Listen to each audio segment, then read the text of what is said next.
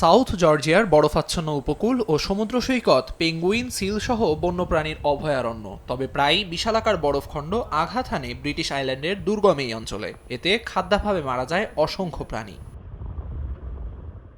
তবে এবার অঞ্চলটিতে আঘাত হানতে যাচ্ছে বিশ্বের বৃহত্তম হিমশৈল।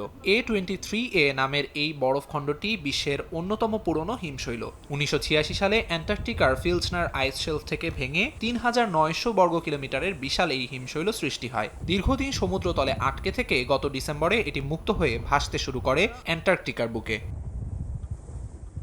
বিশ্বজুড়ে বিজ্ঞানী, নাবিক ও মৎস্যজীবীরা স্যাটেলাইট ছবি দেখে প্রতিদিন এই বিশাল হিমশৈলের গতিবিধি পর্যবেক্ষণ করছেন। জানা গেছে ধীরে ধীরে ক্ষয়প্রাপ্ত হচ্ছে এটি। সর্বশেষ স্যাটেলাইট ছবিতে দেখা গেছে এর আয়তন 3500 বর্গ কিলোমিটার, যা ইংল্যান্ডের কর্নওয়াল কাউন্টির সমান। বর্তমানে এটি উপকূল থেকে 280 কিলোমিটার দূরে রয়েছে। বিশেষজ্ঞরা বলছেন এটি আঘাত হানলে ক্ষতিগ্রস্ত হতে পারে বিশাল এই অঞ্চলের প্রাণী বৈচিত্র্য। এমনকি ভেঙে গিয়ে বিশাল বরফের টুকরায় পরিণত হয়ে সাউথ জর্জিয়ার পাশে ভেসে বেড়াতে পারে কয়েক বছর ধরে।